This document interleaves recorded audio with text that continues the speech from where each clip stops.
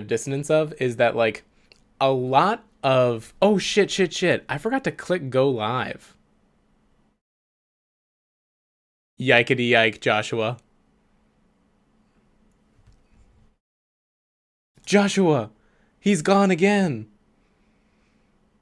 Joshua, no. NVM, good call. Forgot to click go live. Hello, everyone. We're having some technical difficulties. I forgot to click go live on my streaming software. Joshua, again, the black hole. Wait, Joshua. Oh my God, you're frozen again. What's happening? Hello? Hello, can you hear me? I can hear you. You're not moving though. Oh, there you go. You're moving again. Dude, I forgot to click go live on the YouTube setup. That's why Chelsea texted me. She was like, "Are you guys up?" Um so Should we restart? yeah, Do we restart? we're live right now, so we can restart. Hi everyone. Sorry, this was some technical difficulties, but hello and welcome back to Lumastic Live, the episode, the morning show where me and Joshua talk about what's going on with Lumastic as we try to build this company that helps creators make stuff. We thought that we were talking for about 10 minutes to everyone. Turns out we were not. So we're gonna do a little catch up here, and then delve into our topic today, which is on the process of making stuff. No, Joshua's gone again. Oh lordy, things are just crumbling before our very eyes, everyone. Here, Joshua. Did you hear me? I can hear you now, but now there's two of you on the What? Oh no, it's okay. The people don't know. I just know. Okay. I've hidden it from you, but What a morning. what a morning, everyone. Good morning. Happy Friday. Okay, Joshua, we were oh my gosh, where to begin here? Let's just delve into our topic. We were talking, everybody, before about BitClout. Let's do it. Let's like. Do you want me to sub it? Just a sub in. Chelsea's seeing you like dip in and out of the thing, and it's like, do I need to get in here? Chelsea, thank you for being on standby. I think he's okay. Thanks, Yeah. Chelsea. Everyone say thank you to Chelsea in the chat. All three of you say thanks to Chelsea in the chat. Actually, no, there's two. We lost somebody.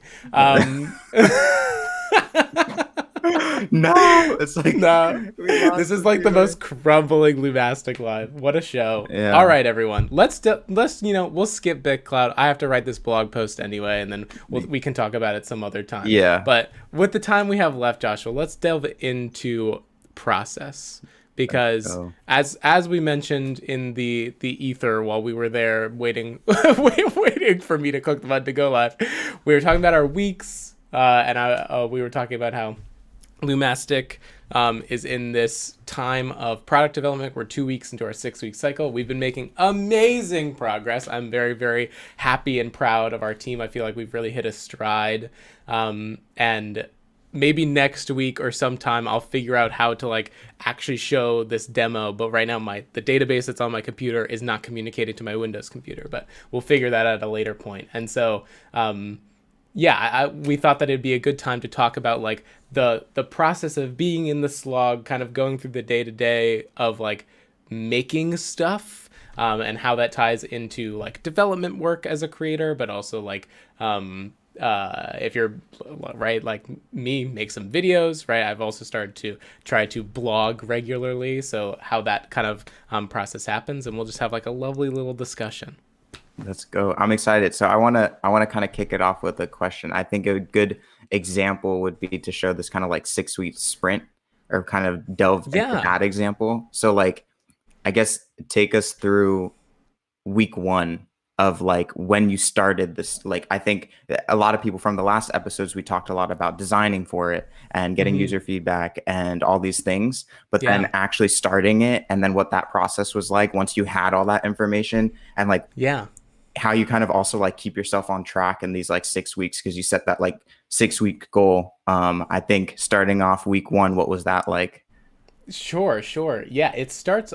So this is kind of like a new process that we have not exactly done before. When it was just me and Keith, we worked in just 2 week cycles, and we would just like essentially put a bunch of digital sticky notes in our software development software, and just like start to move tickets from left to right in kind of a Kanban style format, and then just like when things worked, when we fixed bugs or we had built that new feature or whatever, we just did a release. And that worked like relatively okay when it was just me and Keith, because it was I'm handling UI side, Keith handles like back end side, and then we just like come together and go. Now it's like a little different because we have like 4 different developers working on like different parts of the app, and so we need to like not only like stay more organized, but also have like a concrete scope of like what we're trying to accomplish, because with just 2 people can be very ad hoc. You can like add things like to the backlog like super easily, be like, oh, this would be better if we did this, boom boom boom, and then you ship.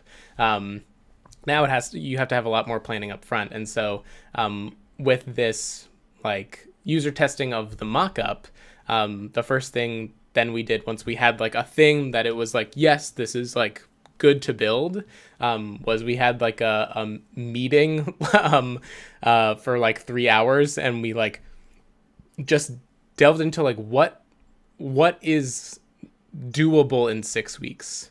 And I'll say like this new process we got from this company called Basecamp, which they also make project management software for like freelancers and stuff. They've been around for a really long time, and they're just like a very like good company. Like I value them a lot, and they publish a lot of, they're a completely remote team, and so they publish a lot of stuff about like how to work well with each other. And so this whole technique that they've developed is called Shape Up. And basically it's like, hey, you have an idea for a thing, you do some like sketches, mock-ups, all these things, and then you come together in a meeting and you basically bet. You like say, okay, we're going to bet on this new feature, we're going to bet on this new thing, and you give it a time box. And so their time boxes are 6 weeks or 2 weeks. So a full sprint cycle or like a third, like, so a big feature or just like a small bug fix or whatever.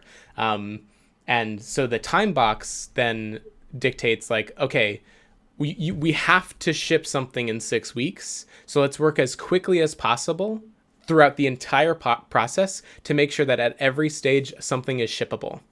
And so our first meeting when we started this sprint cycle was just like, what do we think we can accomplish in 6 weeks? What's in scope? And we wrote out this like big thing of like everything needs to do, and that was like our backlog. And then it was just in that first week for us, was because like I've talked about before, we're not like really rewriting the app so much. We are in a way, but we're like repackaging it. It's a lot of like moving things around in the UI, creating like better workflows to like accomplish different tasks, so that the whole thing feels more like polished, easy, and like designed for the actual use case we're going for, right? Which is like, this is your co-working space on the internet. This is your space to do work. Yeah, and so that first week was really just like, okay, let's make all of the new components that kind of like we're gonna zhuzh around to like make the website still navigable and like all these things.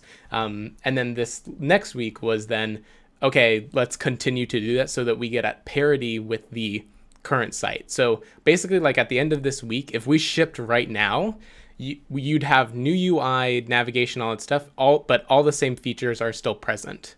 It's really just we've moved everything around.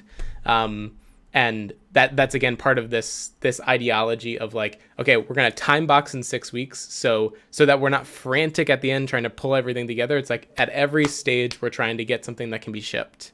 Yeah, does that answer your question? That's like that first like couple of weeks thing. I think you said the process is called shape up. Shape Up, yeah. That's They have really a cool. book. Definitely, the book is completely free on the internet. Like if you're interested in this type of stuff, it's definitely like applies a lot to software. But I think it's still a good read on just like how to make anything really, where it's like give yourself a time box and be like, okay, I have to ship something in this amount of time. So let me like actually figure out. Like I wish I had done this when I made videos for Curiository, because making one of those videos took me like a month, like of like researching like scripting, editing, and then animating was like the biggest thing. And it's just because I got obsessed with doing cool stuff with scripts and After Effects, and so I was just like basically feeding my own ego to like make cooler and cooler stuff. Like the my most popular video is the one like Music. what makes instruments sound different, and Yeah. like all of the waveform stuff that I got to do for that video was just so fun to me. But I really like, if I had been serious about like treating Curiository like a business and like really like doubling down on trying to make this a career or something, I really wish I had something like this, which was I have to put out a video. I think 6 weeks for that would be too much time. Like I have to make a video in 2. So like what like animation style can I use, or like what different graphics, whatever, to like tell this story, but it's not going to take me a shit ton of time. And I think that's just like a big lesson learned, is that like work expands to the time allotted. I don't know who said that, but like I love that line. And so if you allot way less time, you'll get something done, right? Like Yeah. you'll still ship something out. And in our day and age, where like it is more important that you ship something than you ship something perfect. I think that that is a better way to work. Chelsea can already, I'm sure, is brain blasting here, because there's this video I send to everyone that's Jack Conti at PatreCon. He's the CEO of Patreon, and they do like a conference, and he's giving this talk called Work to Publish. That's basically about how all of the best artists were great because they shipped so much stuff that their probability of them putting out something great was so much higher. And I just think that applies to like everything in life. Is like the whole learning process is not the process of like continually refining the one thing. It's like going through the whole cycle of like having an idea and putting it out there and then doing it again. Yeah, because that actually refines it more when you think about it. Because like Exactly. you're getting that, like, I guess it like kind of goes into a feedback loop that makes you a better artist by actually putting something out, getting the feedback. And then like I follow music producers quite a bit, and like I Yeah. like seeing their process, and their process is really cool. Like a lot of, like, I would say beat makers, Hmm. they would do exactly like Work to Publish. I remember like right before, I think, Kanye's album, he like for a summer, he made, his goal was 3 beats a day, no matter what.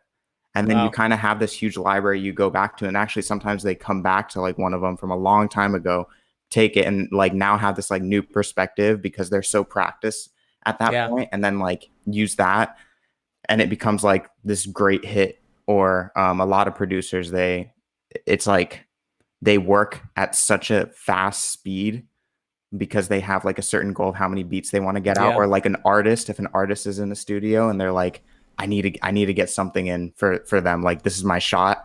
Then a lot Right. of like the biggest songs kind of happen like that. Like I know the one story that's kind of interesting is the Rockstar. I don't know, do you know Rockstar by Post Malone?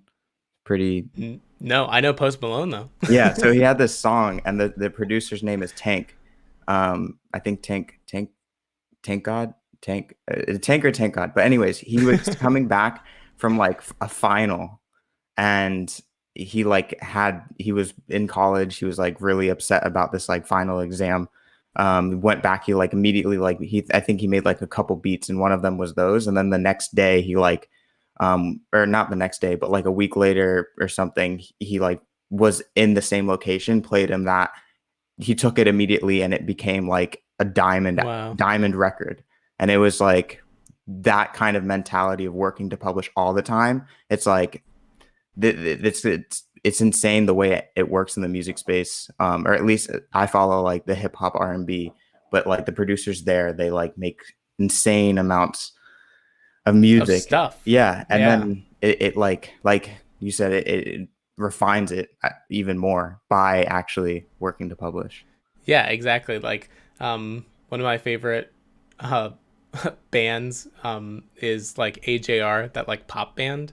Um, and well, I don't know what you would actually classify their music as, but I call it music that's designed by and for people with ADHD, like because there's just like so much going on.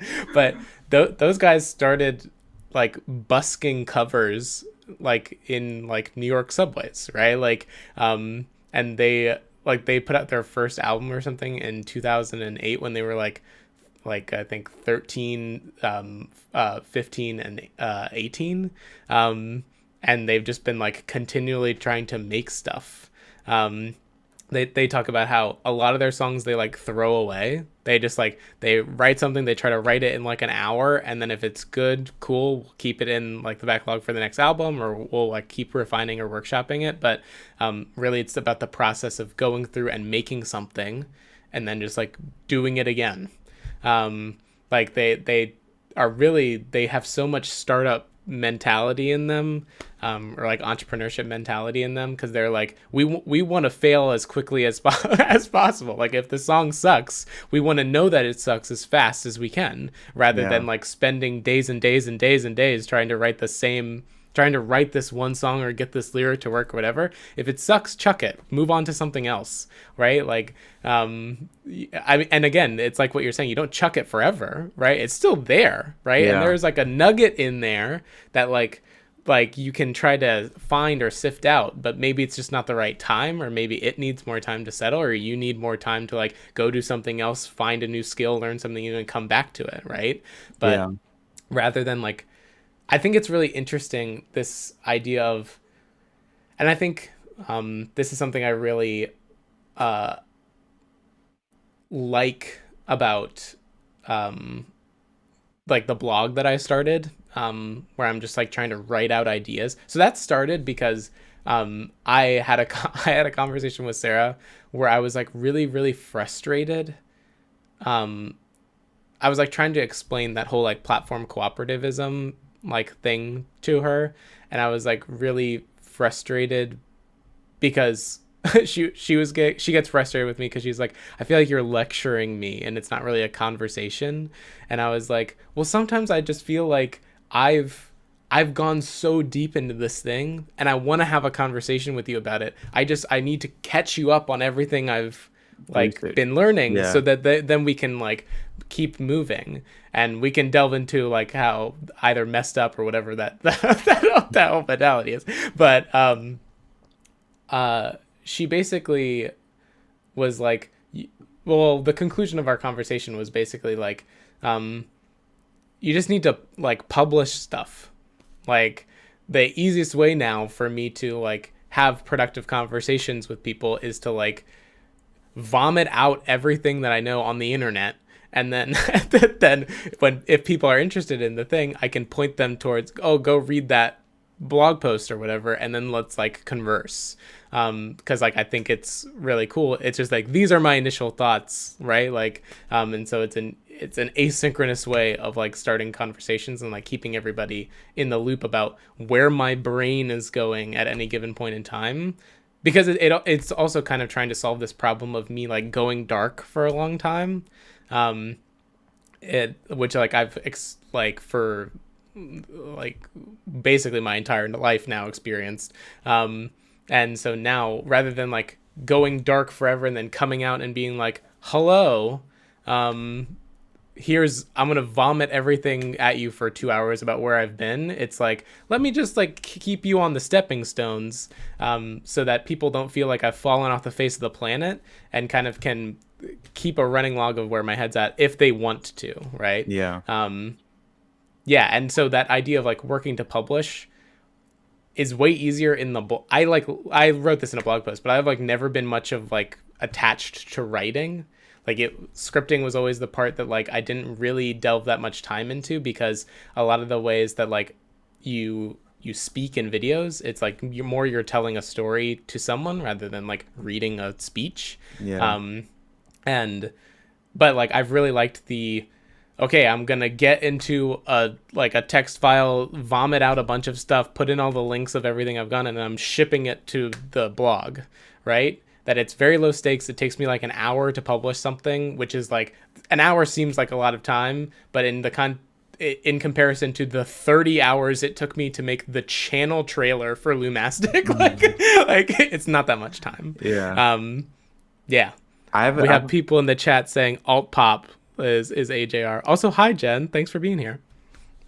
I have a kind of follow-up question to that. So like last week you were mentioning how you have to go dark because they like you if you like are continuing to reach out, and you'll just like be like bombarding people with like different ideas and stuff like that. But then at the same time, like now you're explaining that you need to kind of at the same time still get those ideas out. I was just curious, to keep people along the journey. Yeah. Yeah. So I was curious how is blogging, like, because that, I think that's really, it's really cool. Like I'm huge advocate of just like also doing some sort of exercise like that gets ideas out, because it can feed back into that cycle. Because if you don't, sometimes you feel like almost a sense of being stuck, because it's like you haven't gotten this out. But then I think when you do get it out and you're talking about all these things, and like you wrote a blog about co-op and now you're considering being a co-op, I'm curious, I want to kind of dive into that. How has that process, how has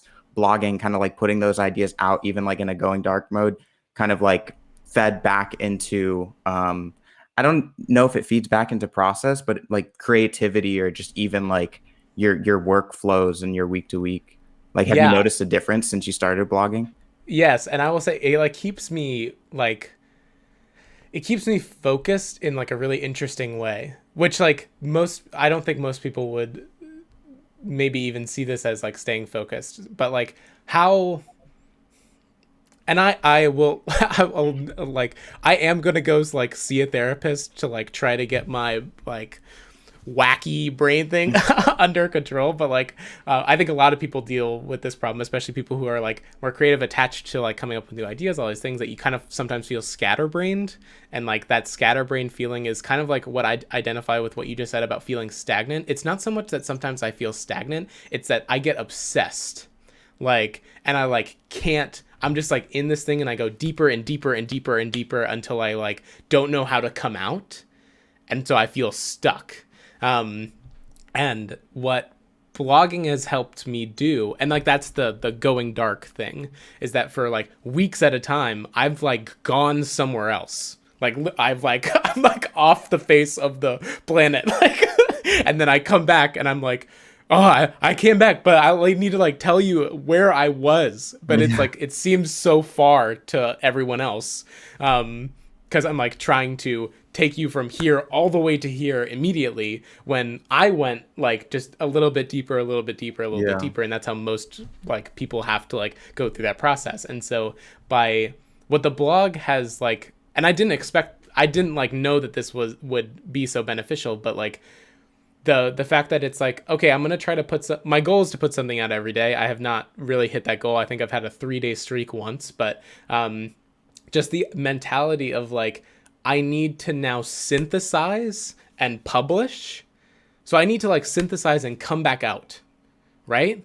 Like that process has like really fundamentally shifted like my ability to come out of those spirals, like those obsessions, so that I can like, I'll like go down, I'll go like explore something, but then it's like, okay, now I need to like report back.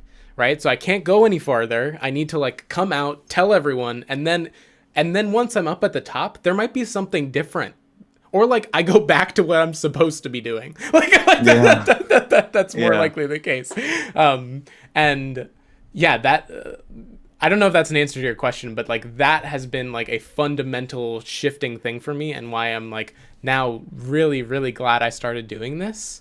'Cause like the whole I have this like, I keep a notes thing of like possible things I want to talk about, and one of them is like what the creator economy actually creates. Because I feel like there is a misnomer and a misunderstanding right now, and that's been causing a lot of like my internal tension about what I see happening. And like that's an idea that I've been like delving into, but it's like I've been delving into it and then I have to synthesize. I have to write down notes, whatever. And it's like, right, it's the same thing about sifting the nugget. It's like there's something here, but maybe I need to know more things or whatever. Yeah. So I'm just gonna like leave it be and like go back to work. Right? Rather than what I did when I did Curiository videos, which was like, I like delved so deep and it took me so long to even figure out really what I was trying to say. Like the whole, what makes instruments sound different, right? Like that video is not really about what it makes instruments sound different. It's about like our political culture and how we need to listen to each other, and like find some sense of common ground and like a common key and understanding of like how to even sing the same song. And like I didn't get there initially. It was just like, because I start always with like the question, then I figure out like what this question means for my life, right? And that was like such a hard thing to like every like month try to wrap myself around, is like go so deep into this topic and try to figure out philosophically what it represents at a greater space. Yeah. Now I just get to be like, this is the thing I want to talk about. This is like what this is what I think about it. Okay, we move on, right? It's a topic I can come back. And it's because of the stakes. It's like, I'm not going to pour 40 hours into making a video. I'm going to spend 1 hour writing a blog post. And I can do that 40 times, right? So I think something about the medium too really... And like, I'm not reinventing the wheel here. This is just something I've discovered. People have been blogging like this for forever and have like, I mean, this has been a great tool for people. It's just that I'm kind of late to the game here because I started out as picking my creative medium of something that was like much more complicated. And so like by kind of coming back to a simpler space, it's like made my life feel more simpler and made like the way that I go on tangents and thoughts and like try to learn things like much more relaxed. Does that make sense? No, it does. I think the one thing I was thinking is like, this is why Seth Godin strongly like supports like or encourages people to put out a blog, just I think for one of those reasons, like kind of like that idea dump, and also it helps you synthesize your thoughts a lot more. Yeah, like when you think about like it gets thoughts out faster and it gets you thinking more, which makes complete sense. And I've even felt it like, whether it be blogging or even just like sitting in front of a camera and doing updates or all these things, like I think I felt it even personally, like it's way better when I sit down or write, like occasionally, like in moments, like I'll just sit down to like idea dump like crazy, and just like put out the ideas. And then it's weird because it has this like stigma, like you said, where it's like you have to dive in 40 hours and really think about it. And like if you want to get your ideas, but I feel like honestly, it's felt so much better to just like get them out as you're thinking. And yeah, it just like feeds back into like a better process all along, in my opinion. Like it's helped me like balance things more. Yeah. Because it comes down to this, like, I think weird conundrum we have as like creators, which is, well, I don't know if I'm not even going to speak for everyone else. I'm going to speak for myself. I sometimes feel this sense that like maybe this idea is the best one. You know, like that this idea is like the best one I'll like ever have, right? Or whatever. And so, right, because you always feel like the most recent idea you've had is your best idea. Yeah. And so you're like, oh my God, this one is so much better than my last one. I need to like really flesh this out and like do the best possible thing I can. And when in reality, like you're always gonna have another next best idea. Like you have to like have that mentality. And so then it becomes like, let me ship this idea. Let me make this idea real in some way, ship something as fast as possible so that I can get to the next one. Right. It's like this belief that like everything will always trend upwards rather than believing that like this is your swan song, right? This is the maybe I'll never have another good idea. Your peak.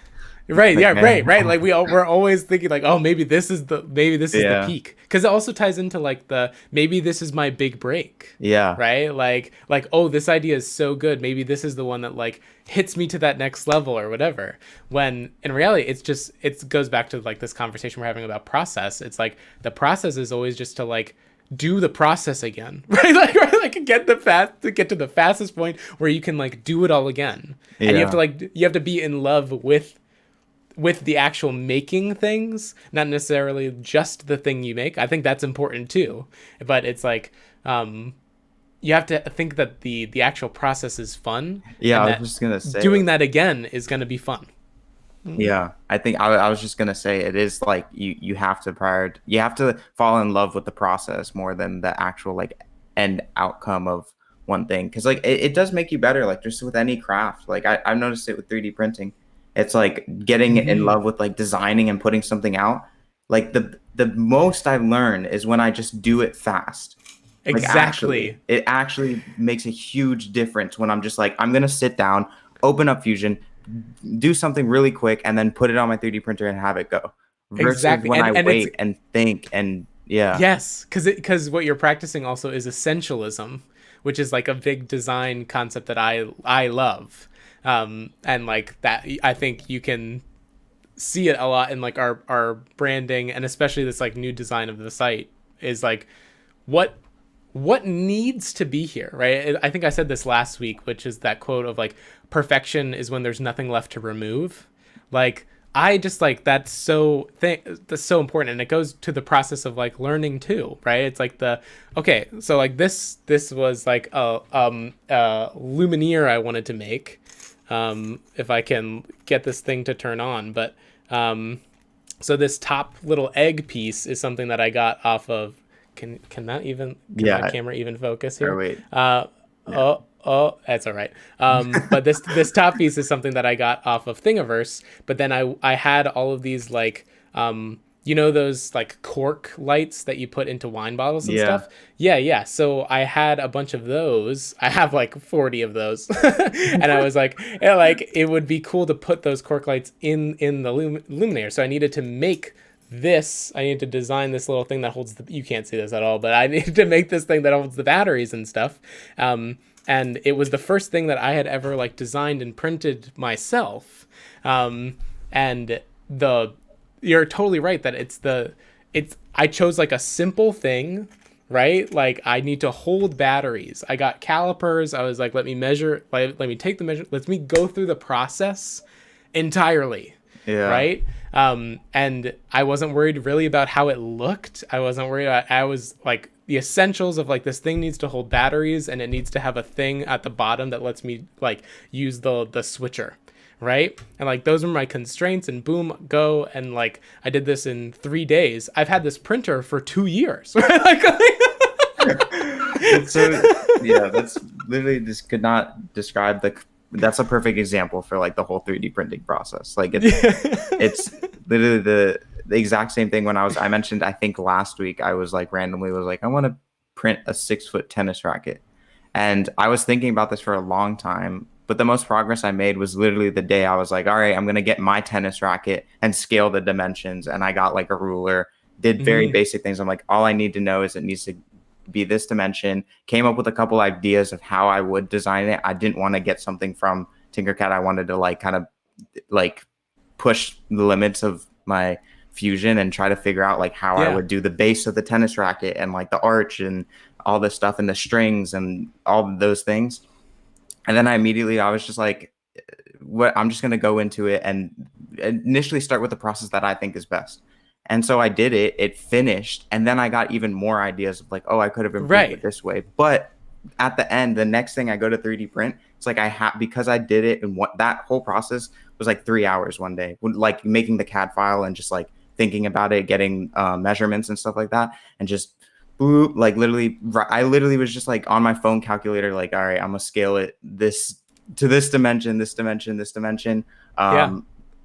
Like pulled up Fusion, did a couple things, and then it was out. But now it's like that's the thing I'm printing slowly over time. My bed unfortunately got wrecked the other day, so I ordered a new one. So woohoo to that. It'll hopefully be start printing soon. But yeah, so yeah, I was just to wrap up my point, I was just saying that like it literally is that process that works so well in the end. It's like Yeah. yeah. And it also ties into, I think, to like trying to mitigate anything that prevents us from going through that process. And I think one of the things that prevents us a lot of the time is like this like who we're kind of competing against, I guess. Like I think for I devour videos of like people making cool stuff like 3D printing, whatever. Shout out to Make Anything. I think his YouTube channel is like so awesome. So if you want to delve into this stuff, go look him up. But like people do crazy, crazy stuff. And so I had in my head that like, I don't know, that's where I want to be.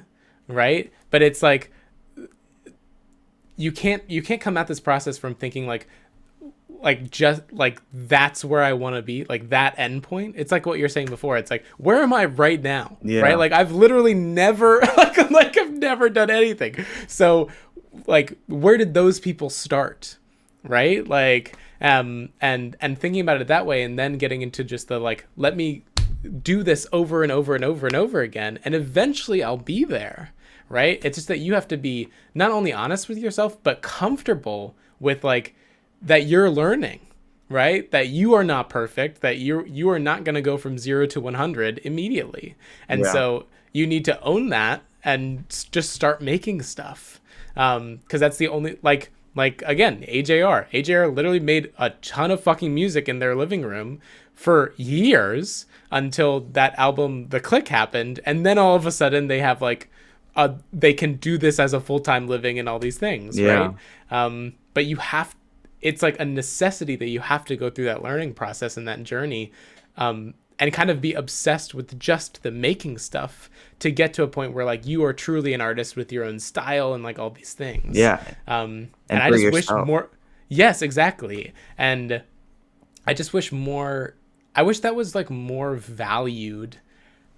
In the process of like being a creator, like being somebody who makes stuff, because we're even right now like so obsessed with like the things that are made, right? Like we value all of the, and we should, like we value creators that like make great stuff.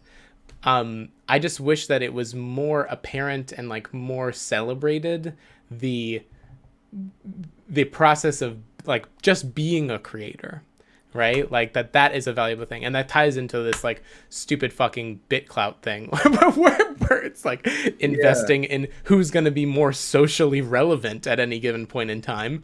Like that's not the thing that we should be valuing in society. Like we should be valuing that anyone makes anything. I agree. I actually think this like that mindset, like before I was really intimidated. Like it stems from fear, like the fear of like putting something out. And I think really played into that, or like had that mindset for like very beginning years of undergrad.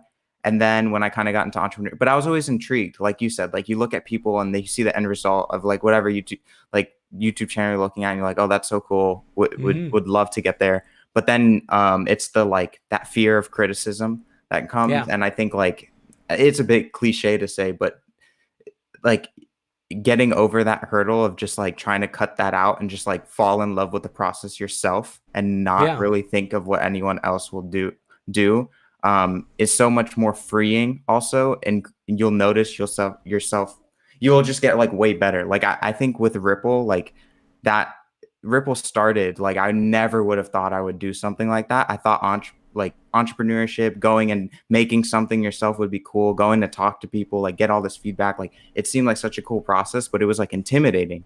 And so like that says a lot. Like you said, it's like what we value.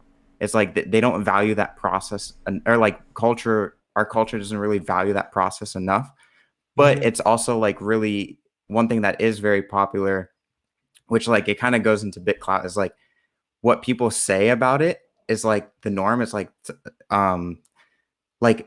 doing something is very different than talking and critiquing something. Like, and I've been so cognizant of myself when like, because it's so easy. You talk with people, someone releases something, and you're just like, oh my gosh, like that's trash. Like that is completely Mhm. like that is so bad. But like really, like when I catch myself like even critiquing, like I do take the time to stay back and be like, I didn't make it, they did, and that's so much Yeah. more respectable than what I'm doing right now.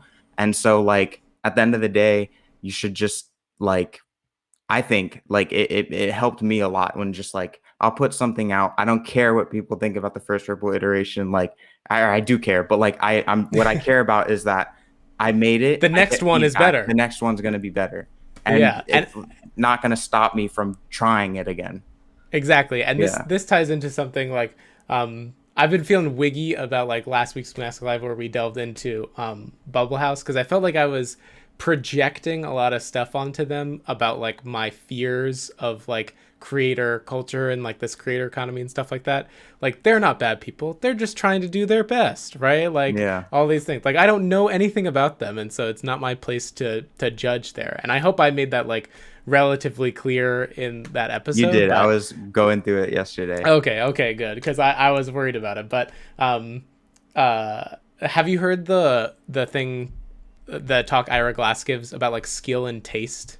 No, I have. Okay, so Ira Glass like super fucking like man of radio, right? Like built NPR essentially. Essentially, like he's awesome. And he talks in like workshops and stuff about how everyone who wants to like become an artist has like skill and taste. Skill is the thing that you can actually create, right? Like you mentioned this thing of like it's way easier to have an opinion about something someone else has created than to create something yourself, right? There's probably some really pithy way of putting that, which is like it's way easier to create an opinion than to like create something. Like Yeah, there's the two actually. I was actually explaining it to a friend, and I was like, I hate to put it, but there's like a couple quotes. Well, one, there's like the Teddy. I have to say, because Arena Labs is built off that premise. It's like it's not about what the Teddy Roosevelt quotes. Like yeah, it's not wait. about what. Here. Yeah, do you have it? Yeah. Hey, Do you have I the quote? have this. I have this quote on a thing. So it's not Read the it. critic who counts, nor the man who points out how the strong man stumbles, or where the doer of deeds could have done them better. The credit belongs to the man who is actually in the The arena. arena. That's why Arena Yeah. Lab. That's where they got their name. It was like heavily inspired. Physicians are doing the hard work. These are the Yeah. people like that are in the arena, putting their sweat. We need to support them. And Yes. you can view everything. Create you could that quote applies to the creators, and it's what you're doing at Lumastic, which is amazing. But it's just like it is that. And then I was also explaining it to another friend. I was like, because I was listening to a song, and because we were having actually a conversation about this recent. I was talking to my friend about they were interested in putting out a podcast, and they did this week. Shout out to Proof of Concept. My friend Kenan decided he just wanted to put out the podcast with his friend and talk about random things. And Hell I'm yeah. telling about it because we love music. And I was like, there's this Big Sean quote. He says, "I don't talk shit, I do it." And I was just like, you should just run with that concept, like because he was like, he was like, I need to put this out, and I was like, not to quote Big Sean, but you got to go in with the mindset. I don't talk shit. I do it. I'm gonna put that on my wall. I love Yeah. that. Yeah. Um, Okay. Wait. To close this full circle on this Ira Glass thing, though, it's like, as you're developing your like you as an artist, like your taste is always higher than skill, right? Like every time you do something, you grow your skill level, but your taste also grows. yeah. So artists constantly struggle with this like always wanting to outdo what you think is good, right? Like impress your own self, and it's impossible. And so he talks about how like you need to get comfortable with what he calls the gap, which is the gap between your skill and your taste. And that this is where you play, this is where you make stuff, and you just need to get comfortable with like this. You're always gonna feel like the thing you made could have been better, right? And that's just Yeah. like the what it means to like make stuff in the world. But if you can get comfortable with that, you're free, right? Like you're free from this like the fear of putting something out that you don't think is that good, right? You like, because you're just obsessed with being in the gap. Like you're comfortable being in the Yeah. gap. And I love that concept so much. That's really interesting. I never like that's really interesting. That's a great way of Hourglass is explaining. cool, guys. Shout out to Hourglass. Oh gosh. Yeah, that's I think like all yeah, it's just like I feel like it's so much freer when you get into that. That's I didn't think of it like that, but it is kind of like getting comfortable with that space. You'll just it'll just like yeah, you'll be so much freer and what you're working on. And I think we've all felt that a little bit at some point and continue to feel it even more and more. I think as you continue to put out stuff, it just kind of like reaffirms that yeah, that's what I should really be focusing on. Yeah, exactly.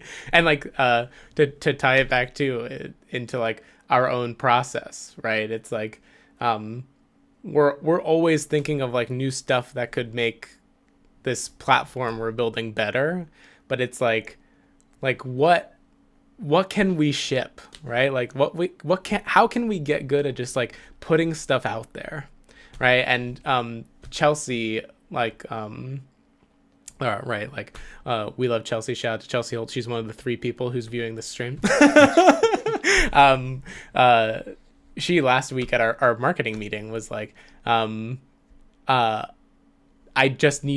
I've realized I just need to like put stuff out, right? Like she's like, I just need to like click publish on something on Instagram and like post something to Twitter and like just like write an email and like just get good at just like putting stuff out.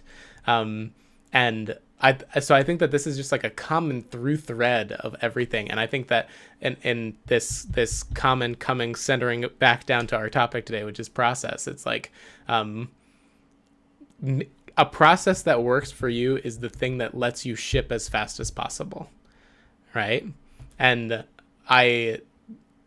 because like, right, the resource we're all working with is time, and the shorter amount of time that you can just like get anything that solves the problem you're trying to solve, right, like out, is better.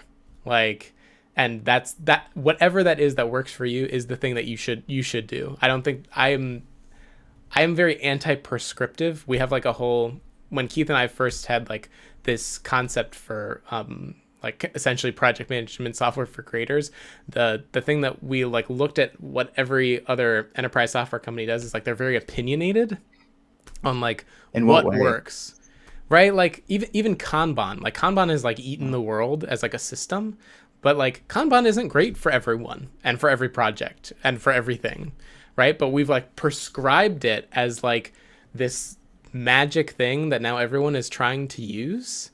But really it's about like our tools need to be tools that allow you to build the process that gets you to ship the thing as fast as possible. We have no idea what that is for you because you're a unique human person with your own creative abilities, potential, and all these things. You have your own skill and taste gap. Like there's literally no possible way that we could know how to move you from here to here. And if anybody if any other product company, whatever, is telling you they have the secret sauce, they're lying, right? Yeah. And so our goal is to just build the foundation, to build the workshop, right? Like to build the makerspace, to build like just like, I guess we are opinionated a little bit where we have rules about how we organize the tools in the workshop, right? But at the end of the day, it's down to like where you go to like build the workflow and to bring them to your desk and like make the thing happen for you, if that makes sense. It does, but I think the thing that you've done really well is you didn't really like, I mean, part of it is opinionated, but you did go to users to figure out where that would be. Like you had a very intensive process. So I think it is like, so you're still at the end making a structure that works for people. Like I don't think exactly. But it's the idea that like we've seen that like these people were completely differently than these people. Yeah, so what is like this common through thread of like what tools are necessary, right? It's like what tools are necessary, like not necessarily what workflow are we entirely building. You know what I mean? Yeah. Like like even if you think about Adobe software, like every nonlinear editor, everything, like DaVinci Resolve is a really great example of this. DaVinci Resolve is a very opinionated nonlinear editor, right? You go from the files page to the cut page to the edit page to then you go into Fusion and then you export, right? That's the workflow. They literally have the panels at the bottom that like take you along the timeline. Very opinionated nonlinear editor. Yeah. Now, if that opinionated nonlinear editor is the way you like to work, then great. For me, I haven't been able to fully switch to Resolve because there are times when I want to like tweak a little thing about how animation works, and like having that backtrack through is like I haven't figured out exactly how to do that in a way that works for me, right? And so I'm just like sitting here with dynamic link in Premiere and After Effects because it lets me save the thing in After Effects and it automatically appears in Premiere. Yeah, and so like I don't think there is a way to make a tool that's completely unopinionated, but having that as like a design principle for us, like a North Star, like lets us check ourselves when we're about to make a big decision about how things work. Yeah. Because it's not, and I want to be clear that it's not about like trying to make the thing that works for everyone. Right? It's that we're trying to make a thing for the people who feel like the other things don't work for them, right? And they want to kind of like establish a baseline. Yeah, I think that, sorry, this is like a big tangent, but I'm now like flowing in my brain here. A lot of creators have like problems with Notion, even though Notion is like, right, like has eaten YouTube ads.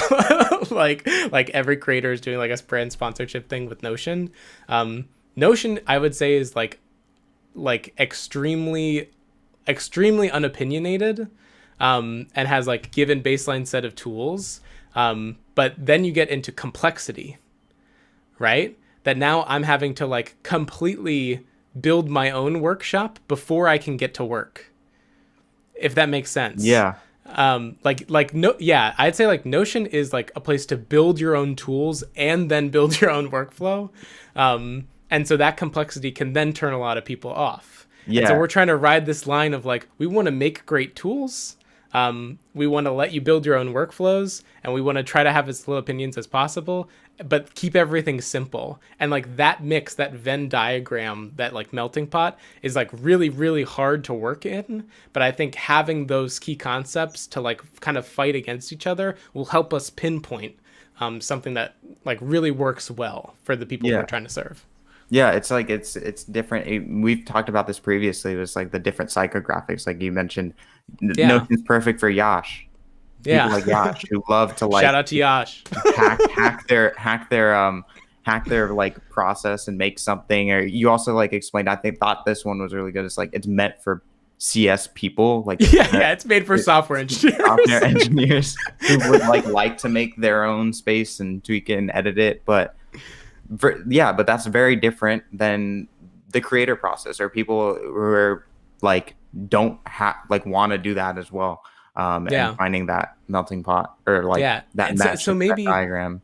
Yeah, I love what you just said because it's like sparked something in me. That maybe it's not that we're trying to be unopinionated, but maybe it's just that we're trying to be flexible, right?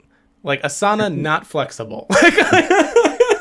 Yeah. Like Asana, not flexible, not very extensible. I think that's maybe a better way to put it. Because we're trying to like start to write this stuff up, because as we kind of expand team. Oh, shout out to the 3 interns we're getting this summer from UVA. I'm hoping that they can all come to IPP program? Yeah. Oh, that's so cool. Yeah, it's super cool. So I'm really excited to like get them all on board. One of my goals, if they're down, is to like have them come and we'll do like a Lumastic live session all together, so that they can get to experience what it's like to make things on the internet. That's so cool. But so we're trying to write up a lot of these things about like our process is how we work. That's part of the reason I'm writing all these blog posts. Like I put out one either yesterday or the day before that was like how I write emails. And that's for two things, right? It's because one, people are always impressed that I get people to reply to me who probably shouldn't reply to me. But two, it's also so now I can send that blog post to people at the company that's like, hey, as Lumastic, this is how we think about doing cold outreach to people, right? That it's about tons of value for them, right? That we do lots of research, we do all these things. People can go read that blog post if they want to delve in more. But yeah, I think that stuff is also so vitally important, is like, because we're trying to scale past what could be possible with like just me and Keith in our brains and like how we think about Lumastic as the company, right? Like that's not scalable at all, and we're trying to build a company that lasts for a really long time. And so hopefully if it lasts for a really long time, we won't even be here anymore. And so we kind of need to start scaling that out, having different processes for like how we get new ideas in and like all that stuff. But Joshua, there's a heart in the chat from Chelsea. We love you, Chelsea. Let's go. Speaking of Chelsea, we have to get on our 10 a.m. marketing meeting. So to everyone that was popping off here in the chat, mostly Chelsea, but also Jen, thank you for being here. To the one other person that's hanging out on this stream, thank you for being here. As always, like, we hope this is a good way to kind of like start your morning with a conversation to try to like empower you and your own creativity. Our goal here is to like, as we build this co-working space on the internet for Lumastic Live, to be essentially the time where like we all get together with our cup of coffee Friday mornings as a co-working space and have a kind of conversation to discuss about how we can all be better creators. So Joshua, as always, thanks for being here. It's always a pleasure.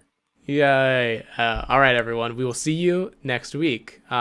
These will now be scheduled on the thing. So if you want to be notified when we're going to go live again, you can click the bell, the thing down, by the subscribe button down below. And if you haven't subscribed already, subscribe to the channel. We've grown 5 subscribers this week. So shout out to our 5. Is that what, 33% growth rate? Or we yeah, that's 33. Go. Let's go to the moon. Awesome. Well, thank you everybody for being here. Joshua, I'll see you in like 5 minutes. And have a great weekend, everybody. We'll see you next week. See ya.